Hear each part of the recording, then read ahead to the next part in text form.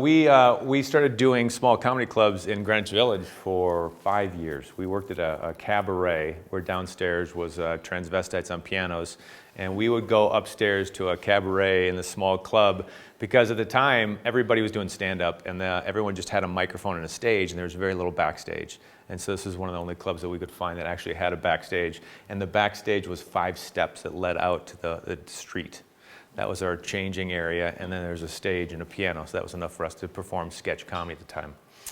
We did that for about 5 years until we finally booked a show outside of New York.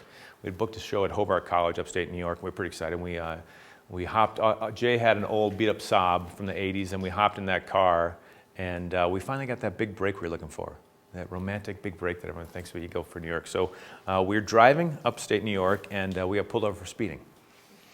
And Jay, he talked this big, really tough game that he was going to tell his cop off when he came to the window.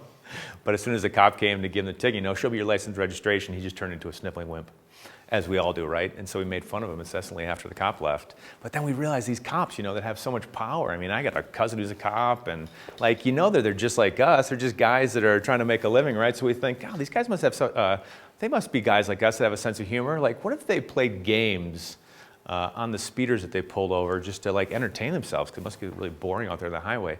So that's how the seed came up for us to write the movie Super Troopers. And these are the cops that act so tough all the time, but we realized they must have a human side to them as well. So that's where the idea came from. So we put pen to paper, and we started writing the script for Super Troopers. And after about 1.5 years of writing, we wrote and wrote and wrote. We put about 20 drafts together. We finally went out to Hollywood, and we were pretty proud of the script that we had written. We sent it around. We got some interest, and I think Fox called us in, and maybe Universal. And we went in, and one studio executive said, hey, this script's pretty funny. Who's going to act in it? And like, we are. They're like, thank you so much for coming. That's really great. I really appreciate you guys taking the time today to come see us today. And one studio executive even said that if you can get Matt Damon or Ben Affleck to act in it, we'll make your movie. But they didn't quite understand the idea that we set out that we wanted to make it. Like, we were a team, right? We were a collaborative team that had bonded together for 10 years, had slugged it out in cabaret bars in Greenwich Village, and our dream was to try to make a movie. But they didn't want that, right? They wanted their machine, they wanted their people in it, they wanted to put their directors on it. So they said, don't let that door hit you in the ass on the way out. So we left, tail tucked between our legs, but we didn't give up. We went back to New York City where we were living at the time, and we continued to write and write and write and rewrite. Went back to our waiting tables jobs, bartending, doing whatever we had to do to pay rent.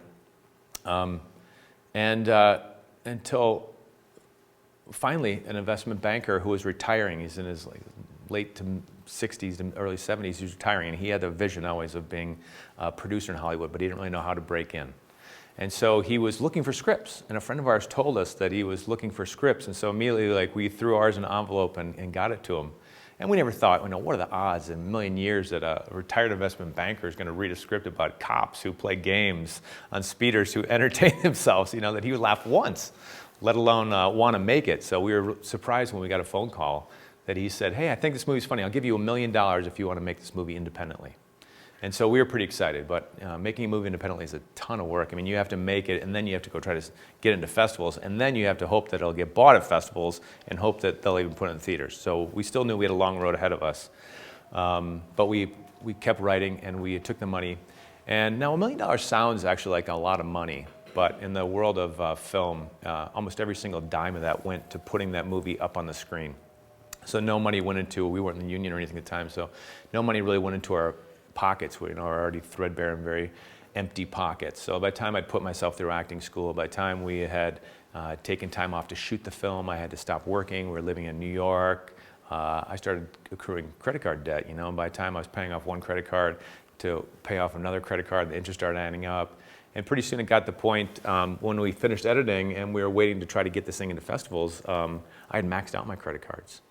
So much so that I couldn't borrow anymore to pay any more off, and I got to the point where I basically was living out of my car. I mean, I wasn't answering the phone anymore because I knew it was going to be a tax collector, IRS, somebody, right? And I couldn't even, I wasn't keeping up with the rent anymore, so I packed up everything I had into my car, and I was crashing at a friend's bungalow with his wife and dog in this really small bungalow in Venice for a while. And That was about one of the lowest points in my life. I really didn't know what I was going to do at that moment. I was thinking, contemplate having to give up and go back to Minneapolis and maybe try to find a job in advertising or something that I could parlay some of my skills into a different field. But I'd invested over 10 years in this. I didn't want to give up.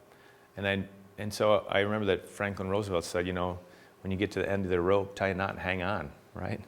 And I'm glad I did, because I love the sense of team. I love the sense of camaraderie. I love the sense of working together with these guys.